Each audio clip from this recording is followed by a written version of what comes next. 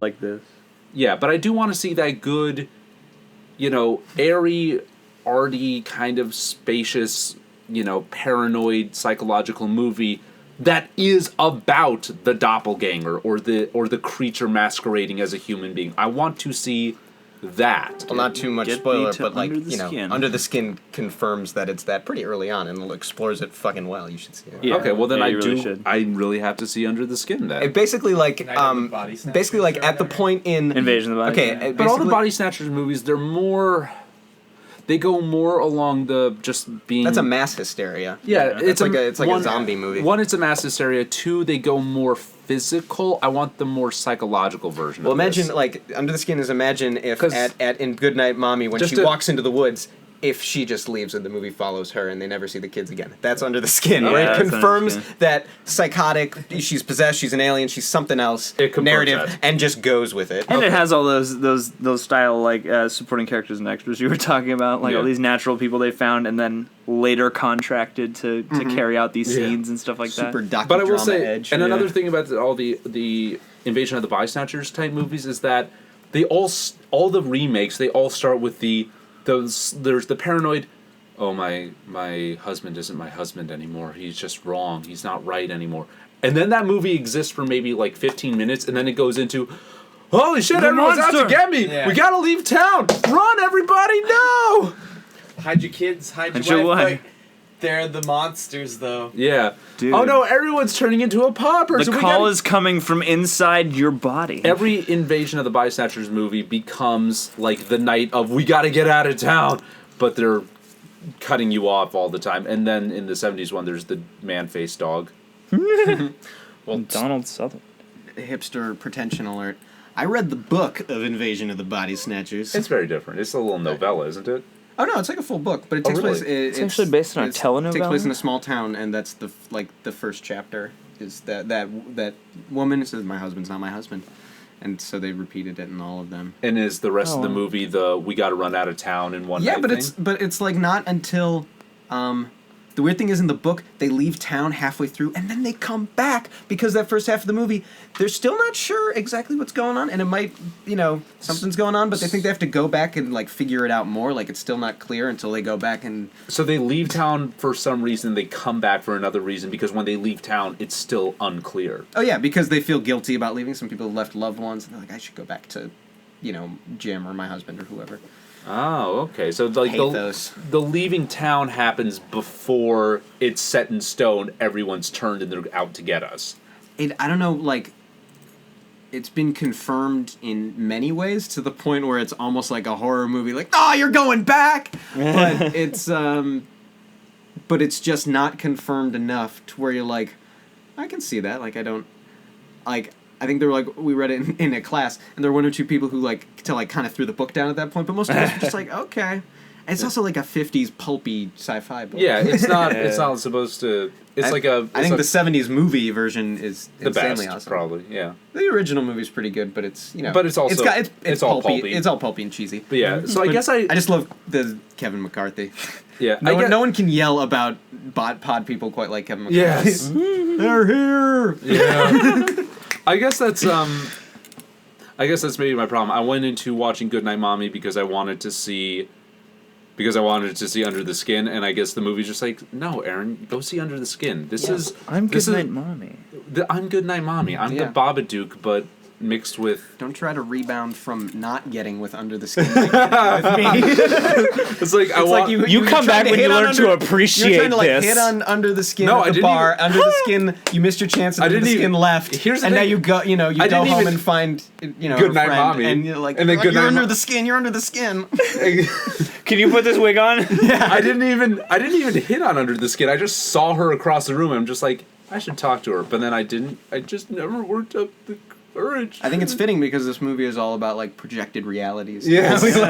How we let our grief and our shame fuel delusions. I'm watching Goodnight Mommy grieving for the fact that I didn't get with Under the Skin. Yeah. I'm gonna create a whole other personality. You learned something how dangerous that kind of thinking is because it could make you kill your mom. Oh no, I hate killing my mom.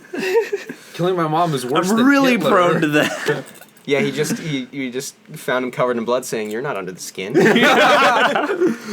It's like I keep on demanding under the skin, just like, say you're Scarlett Johansson. Speak in a Scottish accent. Well, that's basically what Lucas is doing to, or Elias is doing to his mom. Yeah. But really, with the voting of imaginary Lucas, I don't know. I feel like the debate onto like what Lucas, like how much of what is represented as Lucas's actions can really be attributed to Elias's psyche, or if there was a split before Lucas died or as after Lucas died. I imagine it's created by the trauma, but that makes it like it's just really it's fragile Lucas, and hard to nail down. It's Lucas, but convoluted by the trauma that's muddling around in Elias's head. And that's another thing that makes this so great, because it's like as a twist, this character is a projection movie, as a that kind of twist movie. It does a great job because we're asking these questions of what was the relationship like when Lucas was alive, because I have an inkling that like Lucas was the more dominant and more because that's the role Lucas plays. Lucas is always telling Elias what to do throughout this movie, so it's like it's very clear that like Lucas, Elias. Well, there's probably that shade too. It's like Elias probably doesn't quite know what to do without Lucas, and that's why he needs Lucas so badly, and why Lucas takes on the role of, giving him this domineering conviction, because that's what things were like beforehand. Yeah. So I think the parenting lesson to take away from Goodnight Mommy, besides don't keep jars and jars of industrial superglue in the house. Yeah. When your kid's sanity is on the brink. Don't buy a lake house. Don't buy a lake house. Fill it with chemicals. Don't buy a lake house near a crypt, by the way, and a cemetery. But it was because the parental advice is like that movies sometimes teaches, or that this movie teaches, like it's okay if he has an imaginary friend, but if the imaginary friend is his dead twin brother, that's a red flag. Or rather, it's okay if he has an imaginary friend, but when the imaginary friend is telling him what to do in a stressful situation, that's a red flag. Or if they were a person that existed before and you didn't see them until that person died. Yeah. Whereas like, and I think compare that with The Shining, where Danny and Jack. oh shit, what no Jack. the what's the name of Danny's and Mr. inside Tony. Danny and Tony. Yeah. Who lives in Danny's finger. Whereas Tony is not someone Danny knew. Tony is just part of Danny's personality. And Tony is Danny's finger. And his No, shining. doesn't he say he lives in my mouth? Yeah, he lives in. He's like then his why shining. why does he wiggle his finger? I don't know. It's just like the ham radio. I thought, it's the antenna. He's tuning into Tony. Well, he says Tony's in his mouth, so rudimentary puppet. Tony is just part of Danny. I thought, but he is also his imaginary friend who helps him. I thought Tony lived in Danny's finger, like Fozzie Bear's friend who lived in his finger. No, Fozzie Bear is just in a Muppet Treasure Island.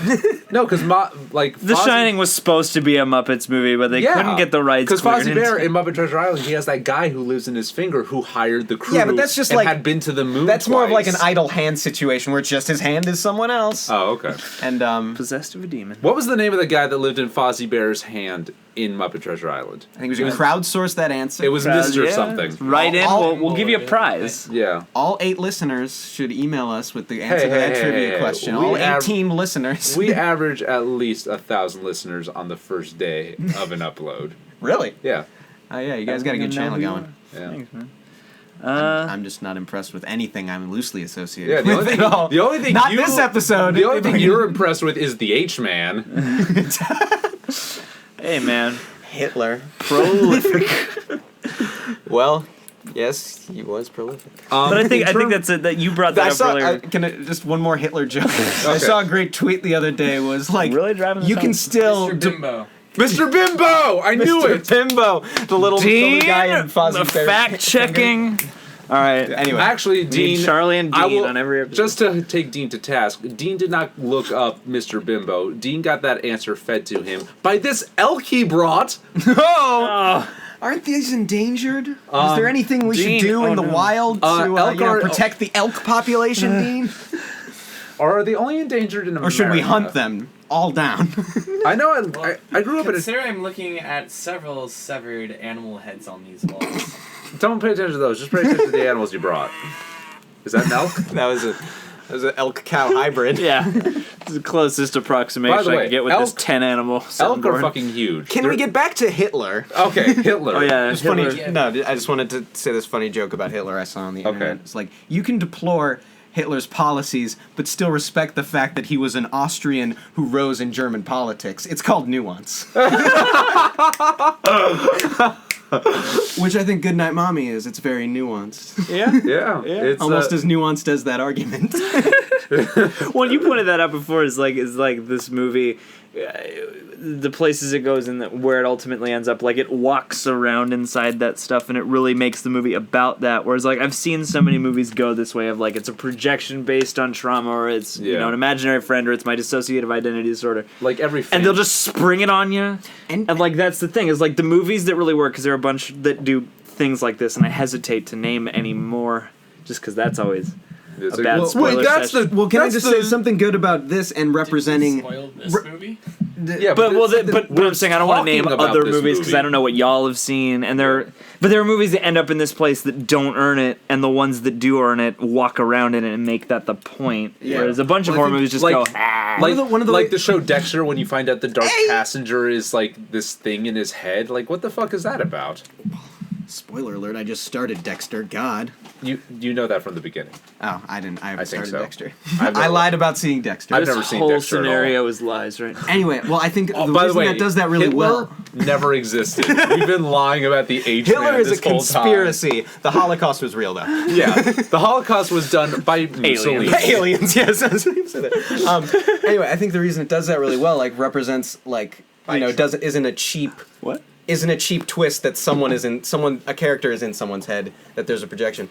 Because those kinds of projections are generated by people pacing around their house and not being able to leave. And there's tons of that in this movie. There's tons of being stuck inside, pacing around, and that's the stuff that fuels projections. Yeah, not classic movie stuff where you're driving around and solving a mystery. It's just a kid stuck in his fucking house with a dead brother. Going back on what he was talking about, how the house looks huge, but it just felt claustrophobic. Is because well, you can walk across it in a minute. Played it up as this house was their prison. Yeah, Because they don't leave the house for the first half of the movie, and when they do, they try to. It comes right back.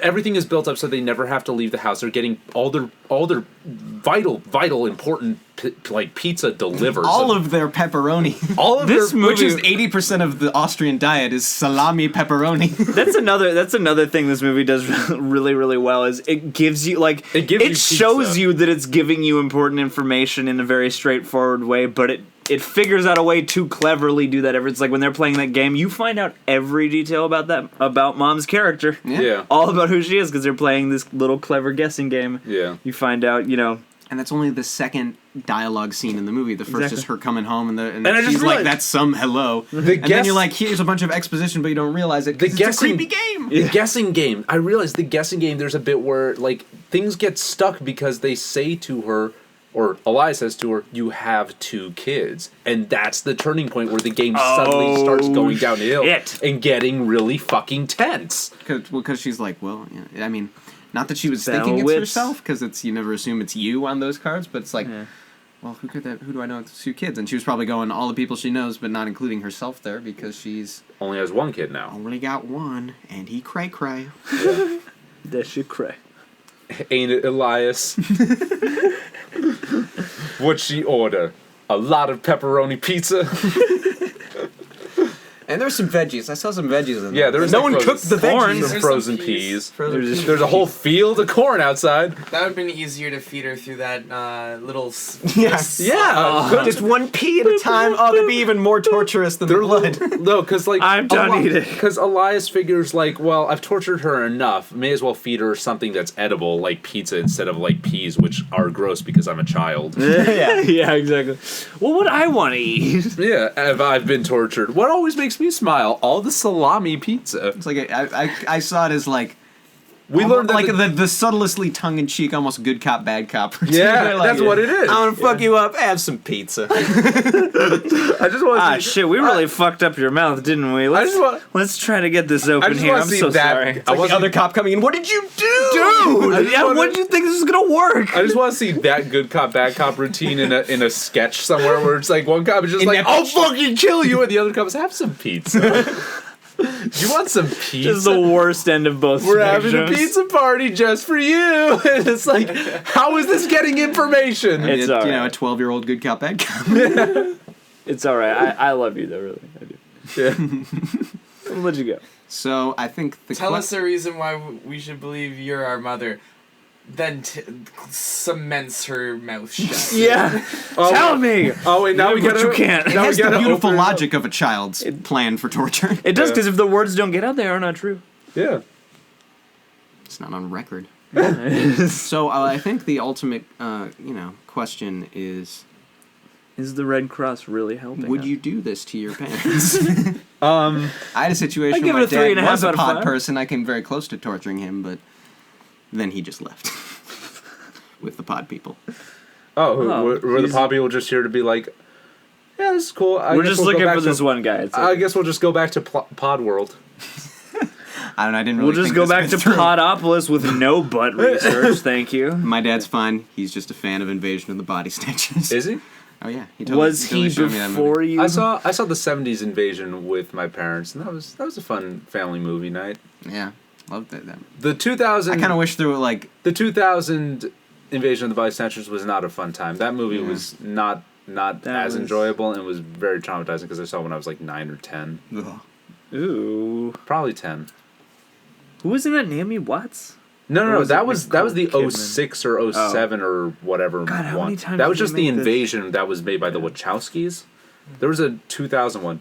So there was the original 50s, there was the 70s, there was the 2000, and then there was the... John I know. Are you Carpenter's talking about the one 607. from the 90s that takes place on like a military base with Yeah. Forrest Whitaker? Yeah, that was like, what, 99, 2000? It was from like the mid 90s. Mid-90s? I keep on thinking it was a little later for whatever I'm gonna reason. get to the bottom of this. But yeah, I guess I was younger I think it's than just I called saw it. Body Snatchers. No, yeah, it's called Body Snatch. So there's Invasion of the Body Snatchers 53, or 54 or whatever. Guy Ritchie's Body Snatch. Invasion of the Body Snatchers 77. 77, This one, the Body Snatchers, and And then the then one from like The 2000 Invasion. The Invasion, yeah. which is like 2006. It was like mid Is 2000s. that Daniel Craig and Yeah, Nicole Daniel Kidman? Craig and Nicole Kidman. Oh, because I remember this cover for it was 1993 Yeah. with the like weird purple vein face. I think the breaking 70s apart. one is the best. It's got Donald Sutherland, Leonard Nimoy, Jeff Goldblum. Hell yeah. Goldblum. Goldblum. Let's get Jeff on the horn. We gotta get to the bottom of this one. No, because right now we'll probably just catch him on knees playing jazz, and he'll just scat through the rest of the podcast. Yeah. I think we can do that for like an hour. Let's get him on the line. Yeah. Yeah. That's not how Jeff Goldblum scats. No one has stepped up and filled the shoes of Scatman John. No one's Yeah. taken the throne as the next big scat I man. think it's a good thing, like how, there's no like Norman Mailer anymore. I think it's good that there's no Scatman John anymore. But without Norman Mailer, who's going to star in the next Cremaster movies? I think, you can't recapture that kind of magic nowadays. Crispin Glover can. Yes. What is it? Make Crispin Glover great again. Hey, if Jim has anything I to do would with wear it. that baseball cap. Go on Cafe Press. Let's get this done. Crispin Glover. Make Crispin Glover great again. That's going in the canon along with The Elephant Inflates You. Yeah, frostbite balls. Frostbite balls. These are all and, memes that have been invented on previous Dank-ass episodes. And what was and of Memes that course, have been pitched or actually constructed. constructed, yeah, because it's time to name check our sponsor. This whole shindig is brought to you in part by Frank S. Tubs, Flank Ass Rubs, marinades, spices, and herbs for your next barbecue luau cookout. Frank S. Tubbs, Flank Ass Rubs. Now, Eric just farted, by the way. they've got- that was the sound that came from. How many times did you have to practice saying that? That's like a voice exercise. That sound, Dean. There's for the actually a record, document of how many came times, from your because by the spiny end of that anteater. podcast, it was fully formed. It was the time we had Mike on. It was Yeah. was when all these memes came to life. Yeah. We need guests on the show. Otherwise, Frank S. Tubbs. Frank S. Tubbs has flank ass rubs. Yeah. How else? Marinades, herbs, and spices for your next barbecue. I will say, let me ask Why aren't you guys on NPR? Really? We the goal someday. We're not as chill. Our voices are very like. We're not as focused. As I don't know if you guys could rein the energy in, but you guys should do like. But to an be NPR fair, style podcast. To be fair, we like do that. consider all things. We do, Especially. and we're living an American life, right? Yeah, and we are organized on the seating left, right, and center. We are. I'm glad you get I thought the evolution from radio to podcast left a lot of shitty stuff behind, including that sound. And you guys revived it. Hey, trap music revived that sound. When I grew up in Chicago, on like the shitty pop punk station. Oh, do you know Ira Glass? Oh yeah, of course. Well, Ira Glass is not just a Chicago guy, but we're proud of him. But it's probably still on the shitty like pop punk station. There's the morning show was Man Cow in the morning. Man Cow in the morning. And I'm just imagining Man Cow is where Muscle Milk comes from. That was probably his sponsor. No, yeah, every morning zoo has like the most unintelligible names. It's always like Chibo in the skills. Yeah. Man Cow is had his hand on the soundboard the whole time. a lot of blowhorns, a lot of cow moves. If I was that guy on a morning zoo, I would just start swapping the soundboard sounds with just like long drawn out and specifically boring sounds, like the sound of just like wind or like water dripping, but not like in a cartoon way, but just like in a realistic water dripping sound. Trying to translate some of the magic that Terrence Malick puts on film. Yeah. For podcasts. Just like rain those swaying Tibetan in percussion wind. a bowls 20-minute and things like Planets of Mars sequence. The Slavoj Žižek just saying a sentence. Just reading an essay of his verbatim. I wish we could morph this show into something weird, like formically weird like that. Like just have odd segments and sound Hey, bites. whenever Terrorween Spooky Days sends us an ad copy to put on the show, Yeah. they've been silent for a bit. Well, hey, man. I mean, Halloween's I over, think and there's their work is going over to McCann. only Got that Terrorween account. Damn it! Cutler, Gleason, and Hairbum. Ted Shaw. How do you even spell that name? Cutler, Gleason, and Hairbum. Jor Hairbum, man. Too many consonants. Just like Ted Shaw. Hairbum. Jor Hairbum is the creator of Terrorween Spooky Days. He's the executor of creations to Terrorween Spooky I thought he was Days. an exec at McCann. No. No, this Jor has no madman connective tissue. Jor Harriman. So Jorb Harriman is Jor- Jerry's Lucas. Jorb Harriman is Jerry's brother that died when they were young. Yeah. Who he brings around Let me find everywhere he goes. Let me find Jor Hairbum for you. Yeah, bring him Is it that. Jorb Harriman? No, Jor, Jorh, Hairbum. Harriman. Yeah, this is Jor Hairbum. That's some other guy. That's Jor Hairbum. It's not that guy's real name, is it? That's pretty much it. What is this quote? It's I too. I think if you're gonna pronounce that children. properly, it should be Jorb. Wait, okay, Jorb. Okay, with the AE, I didn't catch that. That's genius. Hairbum. JorHaerm. Hairbum. So it's Hairbum, but spelled like it has one syllable. There's no letter between the B and the M. I dream of a place where Trilden can spooky. George Said by Jor Hairbum. Dates 19 &6. This is what they send us This is Terrorween Spooky when Days. they want us to talk about their Halloween haunt. I Kipum has refuse to participate in the Terrorween Spooky Days ruse that's going on. Why? I'm gonna be like the mom from Goodnight Mommy saying I'm gonna set out one plate of dinner and Jerry's just gonna have to eat What it. about Jor Hairbum? Jor is dead. He drowned on that lake in Austria when we were 12. You tied me to a bed, set me on fire. By the way, this movie is it doesn't last super long, but it is brutal with this woman is on fire shot. Oh yeah, definitely yeah. Good creepy flame. when your movie sets a human being on fire and they're screaming is secondary to another torture scene, you know that there's a dearth of torture in your movie. Jerry's looking at memes. It's all Halloween Spooky Days. Halloween Spooky Days is trying to get on the meme bandwagon. Yeah. You guys are enablers to each other. No. I would never come Where's to you guys Man Made of help. Spiders? Dude, who built Halloween Spooky Days? Allen's? They're not perfect. I would not trust Halloween Spooky Days to pick up my mom at the airport. Well, come on. It's their spokesperson, Man Made of Stop Spiders. showing me memes. This is a podcast. I just want everybody at home to know how much fun we are having. You can't influence me with Just images like the grand German cinema that we just saw. Like Triumph of the Will. Shout out to the H. Actually, that's my girl Lenny. I really hope all these Hitler shoutouts. Listen, Triumph of the Will was all about the H, man. Yeah. Listen, nobody's like watching The Notebook because they're a huge Nick Cassavetes fan. Come on, dude. Oh, I am. I really think Triumph of the Will is really more about the Aryan people coming together. But the H and their man will is all triumph. about. Listen, Dean, you're the Aryan in this room. What's it all about? Wait a minute, are you German though? Because I'm Canadian. oh god, the guy's so far outside of the will that's triumphing right now. Hey, Canada is another extension But of British imperialism. British imperialism is Anglo-typical imperialism. No, a bunch of Vichy France. Just kidding. That's French Canada. But my grandparents are Dutch. Okay. Ah, we're getting closer. That's pretty Aryan. Yeah.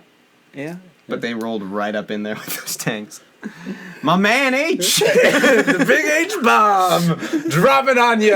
I didn't think I'd be making so many shout-outs to Hitler tonight. Yeah. This is I'm by setting far a new, the most I'm like setting a new personal race jokes we've done in a single podcast. But seriously, if I can be real for a second, don't... The Zionist conspiracy.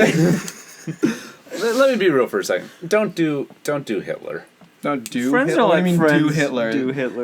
Do Hitler sounds like bringing up Hitler in an argument, which I'm not doing in any serious Don't way. do right now. Hitler. Don't... Kids at home, don't do Hitler things. Ask your parents before logging on. Click or call. Ask your doctor if Hitler is right for your argument. It's not. Maybe for your argument, but not right for you as a thing to do. Hey, if we've learned anything from modern media, literally anything can be compared pretty well to Hitler and the Nazis. I just don't get how Obama is Hitler. I disagree with you. You're Hitler. Actually, I get how making Obama Hitler was like a convenient thing to do, but Because you can make anything Hitler and nobody will. IRL, Obama is not Hitler. Reagan set the bar pretty high for being yeah. a Hitler Like here's in America. Like no one is able to determine who came up with the phrase when fascism comes to America, it will not say made in Germany, it will be wrapped in the American flag and waving across. I don't know who invented that quote. Some people think Sinclair Lewis. No one's able to pin down who actually invented that quote. But it kind of rings true. Oh yeah. I feel like we've compared so many people to Hitler. How do we know Hitler was even the I real think it's Hitler? really Yeah, what if Hitler was just a boy from Brazil? A Shakespearean conspiracy. Yeah. I just think it's really It's just impressive caught how on. What if Hitler was just like a composite of a bunch of different people? There is, I think, almost He's no Rollo historic, Tomasi. I think there's no historic figure who's been like brought up as consistently since they've died as Hitler. Nah, Napoleon had his day in the sun for a while. Yeah, but like you can't go a week Like, without if you're like reading if you're reading a lot of political commentary. Hitler is our Napoleon. Do you know how many like great novels that we're still reading are about people like thinking about Napoleon or looking up to Napoleon or talking about Napoleon? Looking down upon Napoleon. I mean, like in the Lincoln Douglas debates, Lincoln never called Douglas, compared Douglas to Napoleon. No, but just comes Lincoln up so had much. tact. Well, it doesn't. And Napoleon also, doesn't Hitler come up wasn't anymore around because yet. we replaced him with Hitler. Yeah, but I haven't heard a good Napoleon comparison. Nowadays people only Dynamite. Since summer. Nowadays people only remember Napoleon for something that wasn't even true about him. That he was short. Yeah, he wasn't. He was a perfectly average sized guy. Yeah. Because the measuring systems were different. He was also an insane dictator. What was that? He was also an insane dictator. Yeah, but I mean, listen, And a military genius. And man. Oh, that sounds even worse. And shout out to the N boy. I'm not All participating my in this in the one. listening audience. Shout out to the end boy, the big nappy. Whoa. So, as a bunch of white guys, Napo. how can we wrap up this discussion on Hitler? Let me ask you guys How can this. we undo all the muddling we've done of our... Let me ask you guys this. How do we feel about judging or ranking or just kind of like, you know, taking both these little films and looking at them through the jeweler's glass? How do we feel about looking at Goodnight Mommy or looking at the Babadook and comparing the two? Well, There are two different I think sides because of I the watched the coin. Babadook in HD, I'm gonna go with that. We watched Listen. Goodnight Mommy on like On a a, screener. a tiny fuzzy screener. I mean, they both have certain like stylistic things that are like. I mean, they're both very oppressive and they're both very jarring. And they're both very much about mother-young son relationship. I think it's sort of easier to spot Goodnight Mommy's very particular set of skills. Yeah. Very particular, you know, the good shit about it. Tried to sound smarter than I actually was. Whereas... Maybe you would be smarter if you would stop doing so much Hitler. Well, I think that there's a difference between these two movies because Goodnight Mommy.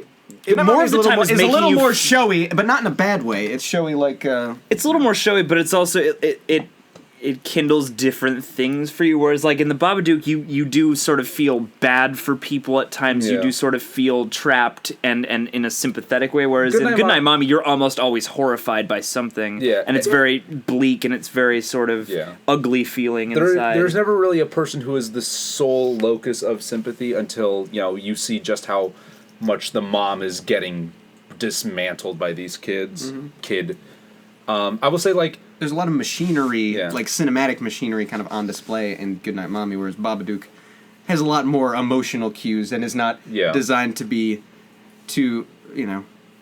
Here I go assuming things about Germans and Austrians again, assuming that it's like an engineering marvel, like Goodnight Mommy kind of is. Like, the way the movie is engineered is amazing, whereas Babadook is like, oh, that was just a great story, great characters. But I think Goodnight that Mommy movie is actually is- a little light on story. Like... I was when I watched the beginning of the first 40 minutes, like, this could be a fucking short. This is kind of a stupid concept, stretched out way too far. This is kind of boring. But then it picks up an interesting amount of steam, and I noticed more the second time around.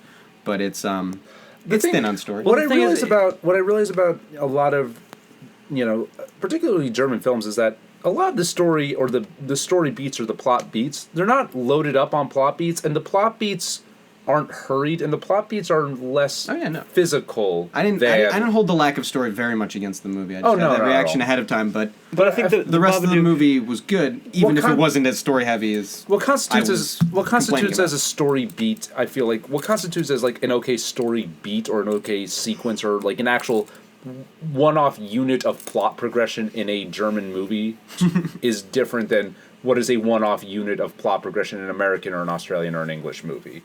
Yeah, I mean, well, because characters are also lately Hollywood hasn't more allowed to showing that breathe. either. So I mean, we shovel plot at you because we have to. And it's because, like we need you to care about stuff. So I'm not here's saying a movie needs information. to be plot heavy. I'm just saying the plot needs to be strong. You know, there's thin and strong, and a plot can be sparse and still be very strong. Yeah,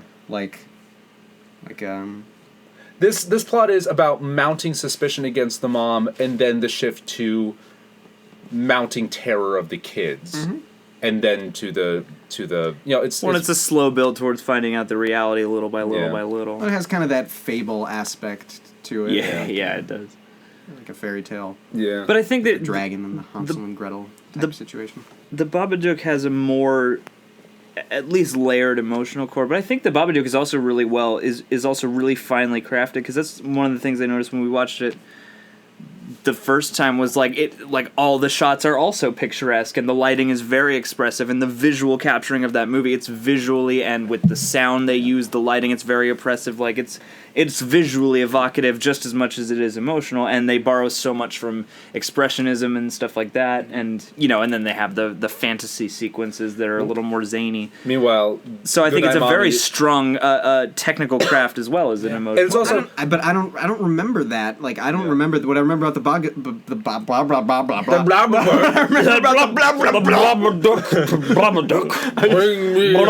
Charlie's face just got swallowed by his chin. Bring me a copy of the Babadook on Blu-ray. Bring me the Babadook. I must Imagine watch being a the family of Babadook. fat people talking about the Babadook. I thought the Babadook would bring back a Babadook. Die, Baba beat us.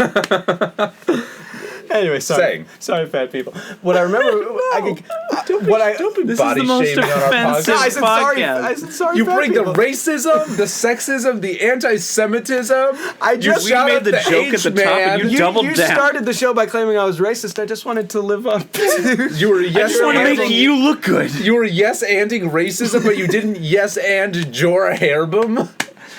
Where are your priorities, man? I totally called out trying to do here? I totally called out Jorah Hairbum of being a figment of Jerry's imagination. But you didn't I am call not out- involved. But you did call it the H-Man as being a collective delusion that we're all living with. Nobody knows if Hitler was really real. I don't want to, flip flop here. Here's the At least I'm committing to something. Hitler was a character that all of the Rockefellers. Have you ever actually seen a played. photo- Anyway, guys, back to the movies. Anyway, the Goodnight Mommy. I remember the technical stuff. It's like right up there in my memory of it, Yeah. and the emotional stuff was there. But compared to the Babadook, which is just like I don't know, it was more of a emotional waterfall, whereas this was like an emotional dripping faucet that Yeah. gets under your skin. I'll give you and that, it's great, but it's a different thing, and I don't remember. I don't really remember the technical gravitas of the Babadook being as sort of like this guy, this cinematographer is kind of showing off, and he can do it because he's great. But he's Yeah. it's like an almost like an impressionistic movie, whereas Babadook is pretty story driven, even when it's having the crazy freakouts because that's part of the story. Yeah. I thought the chemistry between the brothers was brilliant. Oh, Oh yeah. yeah, because it seems so like tepid and still, but like there's something happening, Yeah. but it's kept very. I thought like the emotional connection between the two brothers was like very well acted. Without giving them a literal secret language, they had the same vibe as when you hear about twins having their own sort secret of language. passing the focus back to each other was genius. Well, and it also sort of explains why everything they end up doing is sort of solitary and lilting. Like they, if you they don't talk a lot to each other. Well, they always And they're when they always do, doing it's sort of always very passive activities. directive, and it's the very visual-minded like kid language of just. The Babadook Well, is the stuff they do is all the stuff you would do if you were alone. I will say the Babadook is about, in a different way, the Babadook is about the wailing and the crying and about, the dangers of trying to suppress that grief, whereas... This one's about like between the wailing, like the silence that could even it's kill you more. Yeah, the Babadook is about the wailing after a loss, whereas Goodnight Mommy is about that stillness, that what do you do in the dead, empty house. Mm-hmm. It's almost like the Babadook is... You torture your mother. Yeah. The Babadook is almost like... each other. The Babadook has got like that...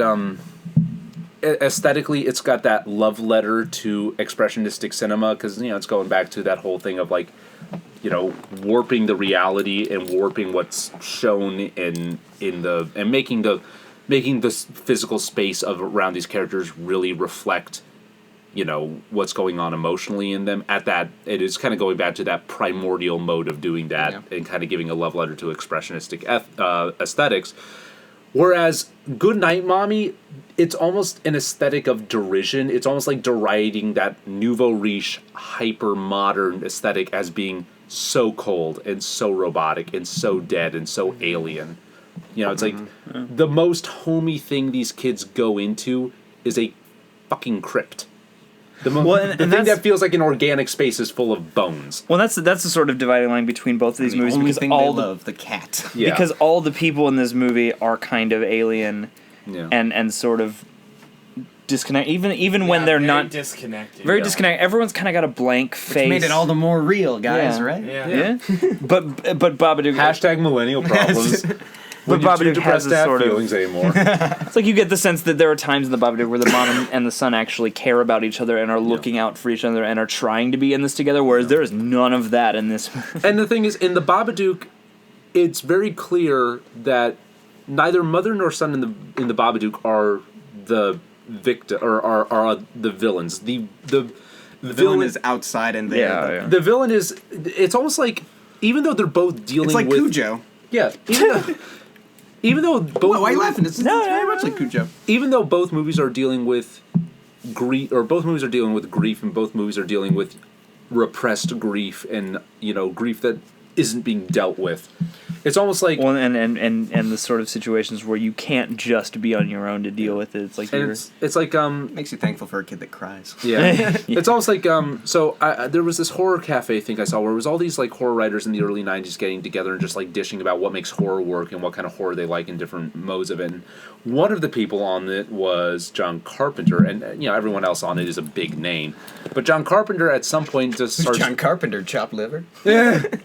he is arguably the horror master. But I'm only remembering his name, and he's a name, and I'm not saying like he was the one guy who was a name. It's like there was all names, and it was American and Canadian and British people, and John Carpenter made this distinction between what he called left-wing horror and right-wing horror as modes of, the evil in right-wing horror, as he called it, is externalized. It's something alien that has come to invade the normal town. Or the normal space, or the normal family, or whatever. Whereas in left-wing horror, it's the evil is within. The evil is, it's like every Twilight Zone episode. The evil is a force. Look in the mirror. They were really on Earth the whole time. Yeah, it's basically. Well, I know it's a. I mean, listen. I know it's a cliche at this point, but I mean, like Donald Trump is. Running for president. It's the assumption that there's like... Don't act like man is the real monster is just like a made-up thing. Yeah, no, but it's like, right-wing horror is like clearer definitions of good and evil. Left-wing horror is the evil is part of like who we are. We are all capable and kind of implicit in a lot of horror.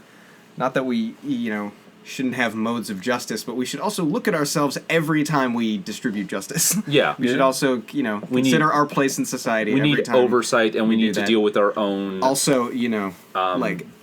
What's the word I'm looking for? Complicity. Mm-hmm. That's why you think this movie almost pretends to be like a Cronenberg movie. Like, the terror is within you. The terror is within your house. The terror is within your own mother. And within your own body. Yeah. Whereas it's almost like the Babadook is... I would say the Babadook is almost like moderate. Whereas the evil... It's New Democrat. It's also got in the world. Yeah. It's like got the world. Where it's a single mother. Yeah. The Babadook... Well, so is Goodnight Mommy. But the Babadook is like... Yeah, but... In the left-wing, right-wing... Half the time you think she's the bad guy. Yeah. The Babadook is what, like, actual socialists and Marxists think about current Democrats. Like, oh, yeah, you're a liberal. Way to go, buddy. That's what the Babadook is. It's the Babadook is being for gay marriage but against prison reform. Yeah, the Babadook is Hillary Clinton or Bernie Sanders viewed through someone who is like a guy carrying the little red book. What about Bernie Sanders? Come on, dude. Hillary's a fucking fascist, but Bernie's at least farther up the spectrum. Yeah, I mean, he's a little, but he's no Larry Lessig. Yeah, I'm not, like, I'm saying, it's like, hell, even the current day American Communist Party is too center, too right for a lot of, like, dyed-in-the-wool Marxists out there. Oh, yeah, and it's also, like, 200 people. Yeah, just, like, 200 union guys from Iowa.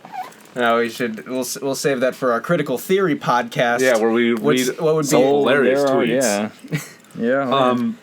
But what I'm saying is, like, the Babadook is like, dank ass mass culture. Yes, we did Dank Goes Deep once. Dank ass manufactured consent. Yes.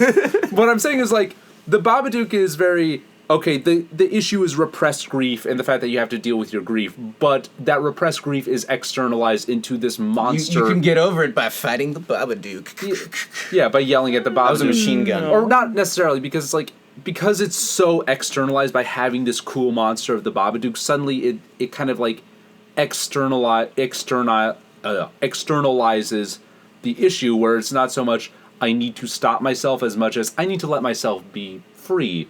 Whereas Goodnight Mommy... To conquer the other. Well, yeah. But you can still bring it back there because the Babadook, what it stands in for is still very much within these characters. Yeah. It's still the trauma that goes unaddressed. It's the issue... And it's the worst in us that it brings out. It's the issue between at what level you're dealing with symbology versus physicality in a movie space. The ending pushes it kind of farther left in that, like, oh, it's always going to be there. You're always going to have to take care of this. Because it doesn't do what most monsters... You're always going to have to deal with this thing being in your basement. It doesn't do what most of the the outside forces coming to attack us movies do, where we win or it win. It's just we have a draw, and I'm gonna feed you shit in the basement, and we're gonna have an agreement now. And we're just going to have to. I don't know. I'm going to have to constantly adapt and live my life in this other, like, kind of almost more vigilant way because you are a force that is always going to be impacting my life. Yeah, it's always a party. That's the point. Yeah. Whereas say, you know, Goodnight Mommy is even more in that way left wing. Whereas no, it's not so much the evil is this thing that's infected you. The evil is just you. Yeah, the evil's a part of you. The evil is just you. And it's almost impossible to disentangle the evil part from the rest of you. Yeah, because you are so entwined with it. And also that ties into your view of human nature. Everyone is like, capable of it. She's obviously not as evil as he imagines, but she's capable of that kind of weakness. Yeah, kind of weakness that brings about violence and destruction. Yeah. Although we aren't sold on whether or not she's the one who actually killed the cat. Yeah. I imagine the cat probably just died. Oh, well, he was hanging out in a basement full of chemicals. Yeah, I imagine the cat... When they found the cat in the crypt, I imagine it was probably close to death, and the cat just had a nice last minute, went to try and crawl under the house like I imagine cats do, because dogs do that, to die, and just went into the basement and died behind the water heater. Yeah, because here's the thing, when cats die, they just really want to be around chemicals. Or maybe it was trying to get warm. Yeah. Water heater. Hang out in the water heater. Or he was trying to get that pizza. It's a pizza. Because nobody fucking fed that cat the whole time. Maybe that cat just really wanted to get the pizza. We missed the post-credits tag where it was just the cat in the basement with pizza boxes littered everywhere. And, I will say... And what we thought was blood, but is revealed to just be tomato sauce all over his face, and it was him all along. He's been controlling Lucas. The cat is Lucas. It's really just an anti-cat propaganda feature. Yeah. Don't get a cat from a crypt. Getting back to that John Carpenter statement, couldn't help but think about The Thing, because The Thing is almost like a right-wing movie, or it's a left-wing movie wrapped in a right-wing movie, because it starts off as an alien force coming to attack a fucking base with a bunch of dudes. Can you think of anything more right-wing? But then it comes to infect almost every single one of them and become them. And the thing is, the point of the Thing as a monster is every single cell of its body is... mutable. Every single cell of its body is mutable, but also there's that very clear line that McCready says where every single part of it, every single cell is selfish. Mm-hmm. So the villain of The Thing is libertarianism. Yes. Hey man, just share the base, bro. Fuck you, I've got mine. Or more, fuck you, buddy. This is like The Thing. The Thing is a movie about the evils of Randian objectivism infecting America. The Thing. Hey, the last guys standing in this destroyed civilization are a white guy and a black guy staring at each other, not trusting each other. Mm-hmm. So there you go. And now after like 80 years of post-Reaganomics, we have a mainstream fascist candidate running for president. I think the base really represents like Lyndon Johnson's Great Society, and at the end it burns down because we've tried to counter this threat with destruction. With fire. Hey, it's flamethrowers, napalm, Vietnam! And destroying the safety net. Yeah. Fire beat us. Yeah. The fire is the napalm on Vietnam, which... hang on, let me get the red yarn again. Okay. Our map it's looking like an Indiana Jones movie. This is all part of my my thesis essay on Kurt Russell as Marxist hero. Yeah. Hey man, he escaped from New York. Yeah, but then he was coached the hockey team that beat the Soviets, so it might be problematic. Maybe it's just in John Carpenter movies. Maybe he was a spy the whole time. I've never seen the movie. Wouldn't that be a great twist? Maybe it's just in John Carpenter movies, like, you know, Kurt Russell is a Marxist hero. Yeah. Well, what about Stuntman Mike? Let's talk about Nazi heroes. Let's not. Yeah. Okay. Woo. I guess the racism train has left the station. Listen, racism is so 2 hours ago. We're not about that life anymore. I mean, we never were about racism. We were just about German cinema, am I right? Yeah. We drew the very petty comparison between German cinema and Hitler. Oh, crazy. Austrian cinema. Lars von Trier saying it's like I just really like Nazi architecture, even though Nazi architecture is just ugly as sin. Lars von Trier. God. God, oh god. Well, I will give you that. I find myself really fascinated by the rise of the Nazi Party and just like how the Third Reich operated. Well, you're watching it happen again. Well, yeah, but only because of the umbrella thing of never again. That's why I'm so interested in it. Yeah. Well, so you can see it coming a mile away. Well, and I'm seeing it. It's coming from a lot of different angles right and now. it's not even a mile away anymore. Yeah, no, it is. The world is a dark and scary place. Yeah, and your kids are gonna kill you. Probably. Yeah. I will give you that. I will give you that about the Babadook though, is because the technical stuff did stand out to me because I like their use of sound and their use of like cacophony versus silence and their framing. It did stick with me. But when I think of that movie, I think of the emotional stuff first. Yeah. Well, it's like the technical stuff in the Babadook is like the monster itself, which is really fucking awesome, and the shadows they use to create it. But even before that, just like all the framing it's not technically inept. It's one of those movies though but a lot of movies manage not to be technically inept, but are also not overly. Most movies are technically inept. Like I see a lot of movies and like there's no CGI or anything. There's not a single Autobot.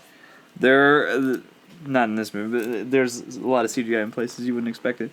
Yeah. But it's, like in our breakfast cereals, in our water. They're putting it in the water supply. Get Alex Jones's colloidal silver water filter. CGI caused the drought. To get that CGI out of your water. The water's all there. It's just Nestle CG'd it out of the reservoir.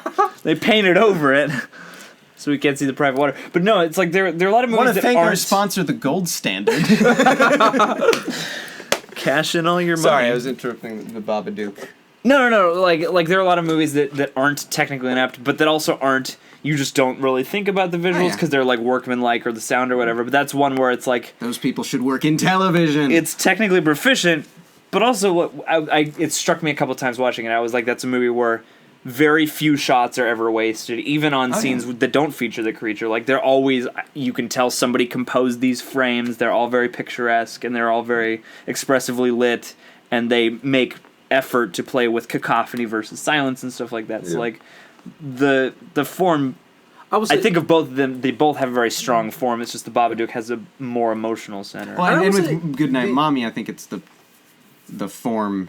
is like a more percent of this movie is form than in the Babadook. Yeah, this is a little more style over substance, whereas Babadook's a little more substance over style. Yeah. I don't like the overstatement, but I think it's... Yeah, but I will say... It's just got more style. Yeah, and I will say that, like, the Babadook... Nazis, John. The Babadook is almost like... The Babadook is almost like trying to sell... The Babadook is almost like trying to sell its emotions and trying to sell its style and trying to sell its heart. Its heart in a more mainstream way, whereas Goodnight Mommy is feeling fuck shit. You. It's not necessarily feeling shit so mainstream. Fuck you. How mothers and sons are supposed to be. Yeah, it's almost like the Babadook is more sentimental, and this is more about reveling in the alienation, reveling in the paranoia, reveling in the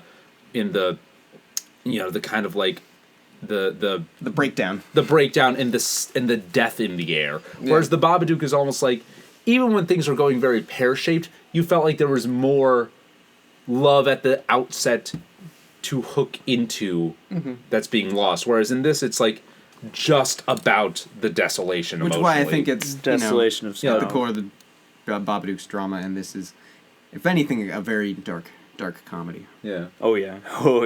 And I thought like notes of. Because the Babadook's moments of levity are actual levity, and kind of like wry smile when things haven't gotten so bad. The comedy, because characters are actually allowed relief on occasion in the Babadook. The comedy, or the little bits of comedy in Goodnight Mommy, are way more stark and way more downbeat and way more cynical. And it's almost like the Babadook paints grief blue. This paints grief as just an empty canvas.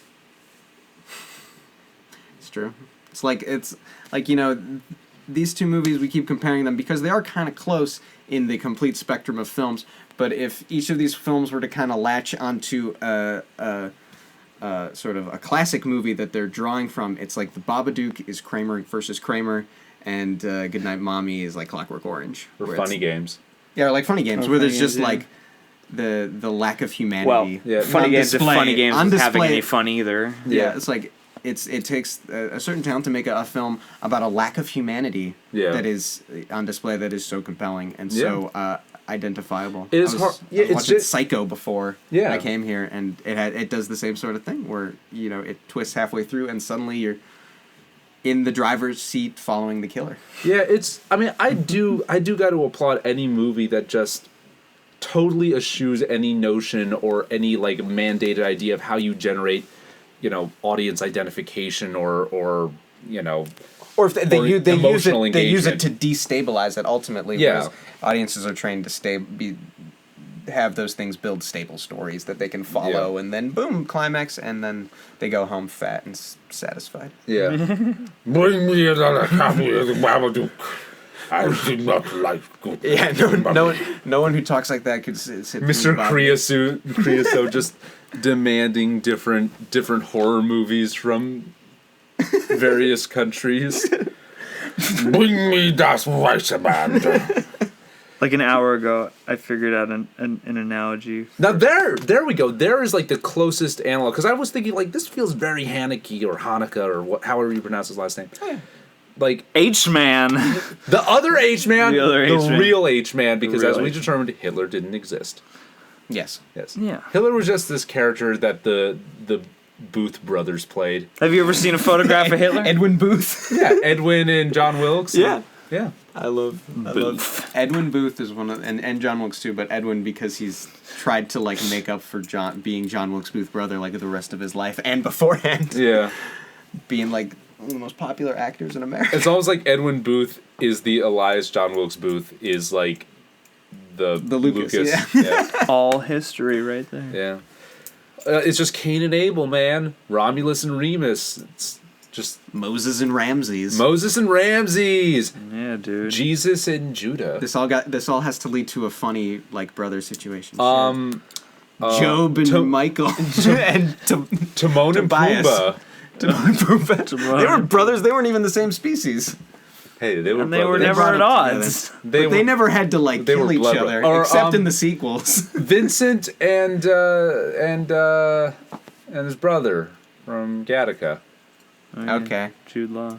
No, Jude Law Or was his brother. Ethan Hawke. Yeah, Ethan Hawke was Vincent. Yeah, that's a Cain and Abel Is it story. Jude Law? That was Jude Law. Yeah, there was an actual brother in Gattaca. Yeah, I thought it was Jude Law. No, Jude Law wasn't the brother.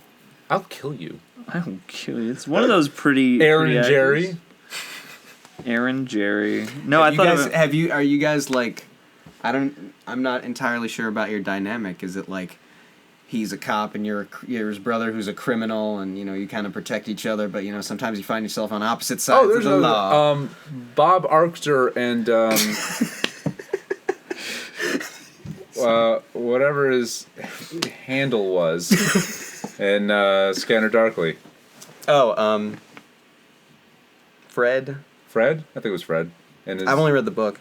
the book's good. I like the book. Yeah, I love The movie encaptures that kind of mournfulness that I felt at the end of the book. The book ends really sad. The book ends very sad and genuinely sad, and you don't necessarily like Ubik as a Philip K. Dick novel is like a even more whacked out Vonnegut book. It's just it's goofy. And it feels like it's supposed to be... it's also got its dark edge. Yeah, but not like Scanner Darkly where it just plops you in it for like 30 pages. You're like, oh, yeah, that's Scanner Darkly, that's what it does to people. Yeah, Scanner Darkly is just it's genuinely sad and it's very sentimental, and I do and very sympathetic. I do like that about it because it's not something you see in a lot of Philip K. Dick work.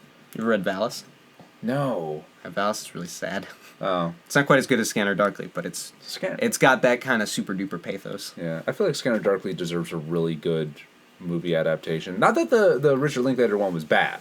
I do like the Richard Linklater one, but I feel like it deserves something that's a bit bigger. But it's also, how the fuck do you do the scramble suit visually? Yeah, I didn't even like. I just had to sort of make that leap sometimes. Like sometimes I was down with like, oh, he's like when he hits on that. Like how does that operate? What does that look like? I feel like the It is only Jude Law, dude. No, Jude Law isn't the brother in Gattaca. Jude Law is the guy who sorry. Ethan Hawke buys his identity. There's an actual brother. You mean Elias Koteas? Is his character's name like Anton? Antonio Freeman. There we go. It's Elias Vincent whatever. Freeman is Ethan Hawke. Yeah, Yeah. It's Elias Koteas. Elias Koteas. I don't know. It's Casey Jones, man. Okay, whatever. Like the Dead song? Yeah, and also the Ninja Turtles guy. Yeah. Oh, sorry. I'm forced to admit on the air that I never really watched Ninja Turtles. Same. it's High alright. five. Yeah! I didn't really watch a ton The of it. ecstasy of I had not the influenced. toys. Yeah. I think I had a toy. I had a toy. I had a toy where it was like a turtle, but it turned into the base. It was like one of those things where this is an animal, but it turns into a location. I remember that period of where there were a lot of toys like that. You can make a whole playset out of this one toy. It'll just be small and hard to play with. Yeah.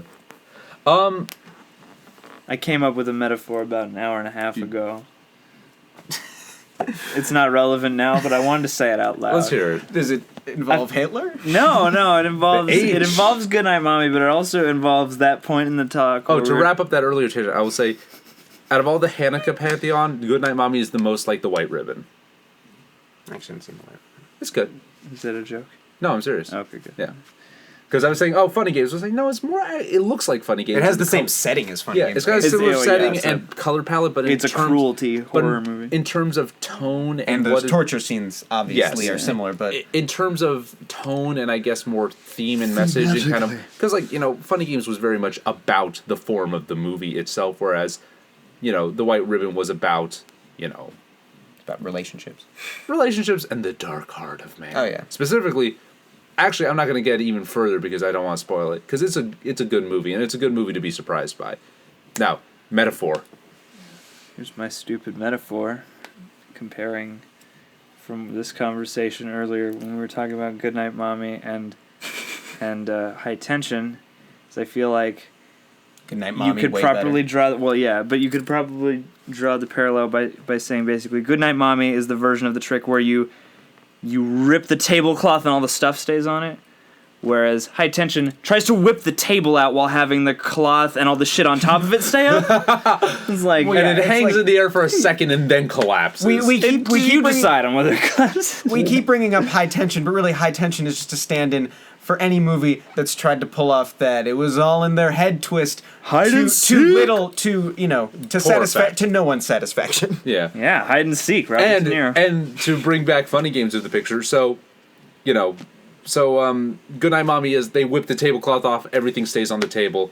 High Tension, they whip the table out from underneath the cloth, everything hangs for maybe a split second before crashing down. Yeah, It's it's a like- solid 3 It's seconds. like a Roadrunner cartoon. It hangs. Funny Games is No. Michael The Haneke comes into tablecloth for High Tension hangs just long enough for you to go, hey, wait a minute, and then it falls. Yeah. Yeah, it's like a Roadrunner cartoon. Yeah, it's like the just for you to realize that there's nothing down here. then you fall. However long Yeah, it takes Michael you to- Haneke, he just comes in and Flips the table. No, he just carefully lights the bottom of the table on fire and leaves, and forces you to watch it burn. and then when Takes it 2 hours, it takes 2 hours, and then when it gets to like and the where table is your family. and when it gets to like Oh, the your sense vase of with the hope little for flowers, mankind. and you realize the vase with the flowers full of gasoline, Yes. and it bursts a tiny It's bit. full of nitroglycerin. Yes, Glycerine. yes. Thank you for singing Little Gavin that song Rossdale. by that cheater. Cheater. Current you- events. Yeah. Team Gwen? Oh, that's right. Him and Gwen are breaking up because he fucked the maid. Why do you know this? Why do people keep on fucking How the do you maid? not know that? Who- What, are you living under a rock? Here's what I think would be I haven't heard hilarious. If it Gavin turned out- Rossdale news in years. Yeah, no one has. Yeah. He's been fucking the maid this whole time. He's like He fucked the maid on stage and it still took people 10 shows to notice. 10 years. It wasn't until they got to Copenhagen where someone was like, wait a minute, what's going on up there? That's not Gwen. It's like the guy from Creed. It took like him going insane and saying Obama was after him and the CIA for anyone to Followed that remember angel across the Creed. country. I really want to see him. I saw a video. Apparently, he reviews the movie Creed, and maybe even interviews Michael B. Jordan. It I would took be- him higher. I would be way more interested in watching the movie Creed because I never grew up with Rocky. I was never a Rocky fan. Oh yeah, no. Yeah. I saw the first one when I was like getting into movies in high school. Like a midpoint, like Rocky's a great movie. I saw it, and it's pretty good. Like it's a good movie. It's it's So it's but the thing is I don't have that no, you don't have that nostalgia factor. super identification. Yeah, so it's with like it. I feel like I would be more interested in seeing the movie Creed if it was literally about the guy from Creed going insane. Scott, what's his last name? Well, we're hoping that like someone like just tries to make that Joaquin Phoenix style documentary, jumping on the Creed bandwagon, just that people will mistakenly grab it thinking it's the Rocky movie. Yeah. But it will really be about Scott Stapp. Yeah. Oh man, Scott Stapp. I'm There we go. still here. Yeah, Scott Stapp. Yeah. Sorry, I thought you meant the guy who played Apollo Creed. No. Arms wide open. Let's What- go there. What was it in the what was it in the 90s and early 2000s where it's like every male Steroids. Really? Sang it. Steroids and a lot of throat singing. I saw a Every- Facebook group that defines 97 to 2004 as the steroid era in just all of American culture. Yeah. There's a long I feel like the explanation. 80s but- was a more steroidy era. No, this was like Mark McGuire. Oh, that's right. And then yeah. things like Kid Rock, the VMAs, Limp Bizkit, Mountain Dew Code Red, Yeah. McMansions, skateboarding. It was like Razor scooters. It was like Y2K. it was like the last dying gasp of sincere toxic masculinity, and now Yeah. you can only sell toxic masculinity in like angry, really angry, violent dudes on the internet espousing MRA culture. And you have to, or you can dress it ironically, where it's like people are really like, yeah, I love bacon and handlebar mustaches, Yeah. guys. Yeah, It's like that. now it's like we gotta sell this shit ironically. Like the first Charlie's Angels movie is very endemic of the steroid era, and especially I think the top of it is the next episode music video, Snoop Dogg and Nate Dogg and Dr. Dre, because it's literally just a strip club with Oh, no Lord. explanation, and also just There like were- there- strippers, not even there were a clearly lot in of the strip those. club, just strippers and like a vague black background. No, especially when It's the most, like, 50 Cent artless got to be really shit. big. Like there were a lot of like every music 2004. video. Yeah, every music video was just like we're kind of at a piano. There were topless chicks around. There's no real story. Maybe we're cruising around town in a couple of these shots. The song but- "American Badass" by Kid Rock. Were these all directed by the same guy? Were these all McG. It was all I was gonna McG. say, were these all McG videos? Who directed the first Charlie's Angels movie? And who was going to direct Spring Awakening? Who is the wrong guy to direct Spring Awakening? Yeah, Mick G directed. Oh. Mick G is the auteur of the steroid era. Mick G is He's the kind of like Scorsese of the that time. slightly better Brett The Ratner. Matrix. That's also that's probably the most important thing. It's almost really. like there's probably like a sliding scale of like goodness and badness and and scale as far as like just like how much production value is sunk into a movie, and you can pin Brett Ratner, Mick G, and Michael Bay all on this graph in interesting different spots.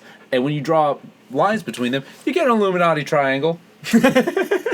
Perfect triangle right in the middle of Washington, D.C. Michael aliens. Bay is the only guy who's allowed to bring popcorn into the normally no foods allowed Paramount Theater on the Paramount lot. Why? But they figure since he's made the studio so much money that he can bring popcorn in there because he says it's not a movie without popcorn.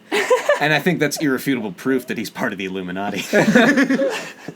If a guy is saying you need to eat popcorn in order to watch this movie, Oh no, it's he's like, not like espousing that. He's just that's why he just it's not a movie without popcorn. I'm just like, you're he trying just to owns half the studio. He's like, I'm bringing fucking popcorn, Babadook. The Babadook That there, baby. blows it up at the end. By the way, folks at home, Dean is asleep right Dean now. has Getting checked All out. of his animals and Wildlife paintings are Dean just is dead. He was are just killed. He was strewed all gored over by his rhino. sleeping body. Do you think there's any correlation between the fact that the year after he directed Rush Hour 2, Brett Ratner did Red Dragon, and there is a prominent Red Dragon cruise liner in Rush Hour 2? I don't think Illuminati. Illuminati. Never mind Illuminati. Just saying. Just saying. Looper Daddy. By the way, if you get right into it and go into the roots of it, the Illuminati conspiracy theory is actually an anti-Semitic conspiracy theory. Oh yeah. Yeah. Oh, boy. I was on an Illuminati website earlier in the week. Oh, and, where you did if you put in the right login and password, do you learn where the gold is stashed? Dude, I got the I coordinates. thought that was Mormonism. Oh, you Oh. can become a god. Do Mormons like hide gold places? There's some gold somewhere in like Kansas. I don't know. Are Mormons like leprechauns? If you catch them, they have to give you their gold? But it's like one gold that God put there. Oh. So it's like the gold. The gold. I don't think God Gold like standard. This is my like Why would God 12-year-old. Why would God reading of stash Mormonism. gold anywhere? That's where the angel was leading Scott Is Stapp. God a I really just want to talk to you about the gold standard. Do you really think you would assume God is kind of beyond like, oh, yeah, we got to put this universal exchange commodity down there? I don't for my know. The chosen fucking people? Spanish were chasing after it for a long time. Yeah, but the thing is, the Spanish were chasing after gold because of like it's earthly value. No one says like, oh yeah, God, he's way into gold. Oh, I'm sure that He doesn't accept the that's dollar, the I truth. checked. But I'm pretty sure they like use that during the age of exploration. Like, you know, gold is the glory of God. Like, God wants us to have all these riches because we have God on our side, and we will destroy the God rainforest made to get all this fucking gold. Mountains and elephants and waterfalls and all this natural beauty, and you like this one single metal that is stashed in some rocks, Hey, man, and shit's that is the shiny, glory yo. of God. Shit's shiny. Hey, it's like, you know. All the mountains that reach up to heaven, that's not the glory of God. The glory of God is the shiny metal that's in some rocks. Shiny, dude. Hey, I mean, there are people nowadays who, of all the different kinds of people and all the different ways people can live their life, it still bothers them that two people of the same gender are having sex, even if they would never meet these people. Affects my ever. life. Yeah. I can feel him now. I feel a great disturbance in the force. They're all Obi-Wan Kenobi. They just feel this horrible vibration. Maybe they hear like a dog whistle tone that only they can pick up on whenever gay people have sex. Forgive me. Why, I think that's Carly. why they can't stand I think it. Carly Fiorina described Oh. all of the abortions as younglings that had been killed. Sidebar. Bad joke. No, I caught it. worse scene in Attack of the Clones. Meanwhile, the man who shot up a Planned Parenthood probably had that same horrible look in his eye before he opened fire inside the Planned Parenthood, and also shot at cops, and also was taken alive by the cops he shot at. Yeah, he's a real Darth Vader. Bending over backwards. Yeah. There's a side on a more light note. There's a guy who Jerry always paving the road to the middle. Yeah. Sorry, no, I'm about to pave awkwardly the road to the bullshit I was about sorry to bring I brought up before that violence happened. at the No, abortion go for clinic. it. No, it's all right. This is just gonna be dumb by comparison. You guys should both meet And my just 'cause friend something's- Jerry. You should. But Just 'cause something's or timely doesn't mean you've it's met smart. Jerry once, maybe. Which Jerry? Herrera. Maybe. He would be Jerry's wonderful. cousin Jerry. We gotta get Jerry in here sometime. You would love We can't Jerry. have You would two love Jerry. Jerrys. I get very confused. I'll sit in the corner for that. I'll be Dean for that episode. But Well, there you is don't a have Dean's animals. there is a fad right now that's going around. This meme that's going around Facebook where people keep shopping in Vincent Vega looking lost into different scenes from other movies. Oh yeah. So like there's a hologram in Star Wars where he shows up as a ghost next to Obi-Wan. He's just kind of looking lost. Yeah. And like there are a whole bunch of them. these from slews of different movies. There's one where he's in like the Aha Take on Me video where they do like a pan around and like he's animated but then he's real when it gets to the mirror. And it's my current favorite thing. I do like that. So it's just like Vincent Vega looking. There's one where he's on the Matrix and he shows up on the roof and he's just kind of looking lost and then Neo starts shooting at him and he's still looking lost. and You it's think great. it's weird when like a certain meme will catch on, even though the bits and pieces of that meme are decades old. Yeah. Hey, all it takes is one little piece of whimsy and nostalgia It's just coding. like it just takes that one person to put that idea out there, and then suddenly it's everywhere. Like there's this whole meme of like the It really did feel like an afternoon. All these popped up. Yeah, it does feel like that. I mean, the Harlem Shake craze went on for like 2 weeks and then shut down. Oh yeah. I remember Gangnam that. Style was a thing for 2 weeks and then it was gone. He's back. He's got a new song. I saw someone karaoke Gangnam Style like 3 weeks ago. that man. How does that work? Well, actually, it was cool because he like knew Korean, so he Oh, like got it down. But it was killer. also like you're very late. Okay, I can give props to that guy knowing Korean. And he wasn't- and he how wasn't the fuck Korean. how the fuck do you even sing that song if you don't know Korean? But also, if the guy, Drunkenly. yeah, yeah, it's good that a guy knowing Korean Low did pan that song. Gangnam Style. Anyway. But like, if he was doing Back to the memes of production. Yes. If he was doing an English translated Gangnam Style, at that point, and he was doing it way after Gangnam Style's time had passed, at that point, I think legally you should be allowed to, like, George his Lenny ass. Bring a Cheers joke? No, Mice and Men. Oh, even better. Steinbeck. I've read I was very surprised you didn't pick that up.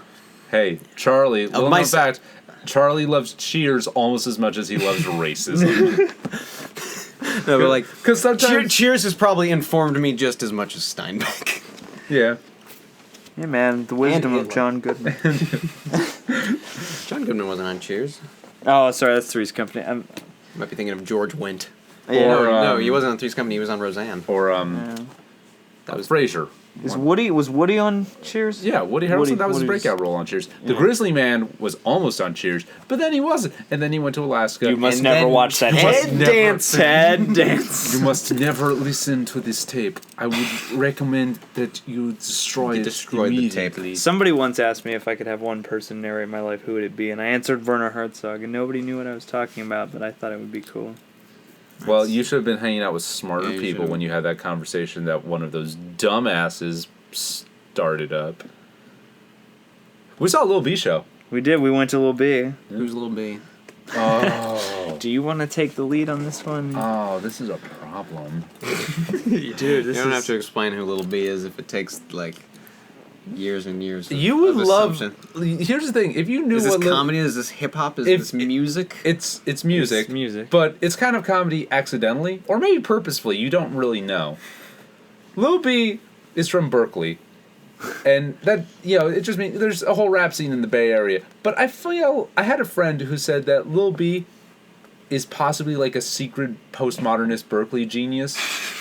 Because he's spoken at many universities. He's spoken at universities all over the country. He did a guest lecture at MIT. And he seems to act like words mean what he wants them to mean. So I feel like maybe that holds some water as a theory, although there's probably no record of him actually going to Berkeley. But Lil B is an unsigned, completely independent rap artist. And this is how I describe him to anybody who has never heard of him, and I have to describe him to them in shorthand. If the rap game was Gotham City, Lil B would be the Joker. Okay. He is upsetting and causing havoc just because of how silly he is. He will write songs that are completely asinine that sound like they are done in one take, like the beat is a pure moods track or a soundtrack, a score track from a Final Fantasy game. He will lazily flow and not really rhyme and seemingly record it in one take, and then he'll put out a mixtape of like anywhere from 30 to in some cases 600 tracks. Does he just give this shit away, or does he? Yeah, charge, pretty much. Like for free. $6 for 600 tracks. No, you it's for say his free. only like, He only has one album that is sold on iTunes, I think, and it's called "I'm Gay." It's called "I'm Gay." He's a straight man. He sings about the same typical hyper masculine. The guy does sound like a postmodern genius. Yeah, he does all the same hyper masculine stuff about saying I got a lot of bitches, like a lot of mainstream rap artists do. But then he puts out an album called "I'm Gay." Well, and like I've been listening like to more of his music lately, and it's just like when he does start dipping into like typical bubblegum rap fodder, it's always in the most ridiculous way. It becomes then like at times- cruising around town with some bitches on my dick, and then it becomes this like logistical problem of like how would you be doing that? It's totally dangerous. But it's also then he will put out the occasional track where he does show technical prowess, where he does have a good flow and is actually putting together sick-ass rhymes and semi-clever lyrics.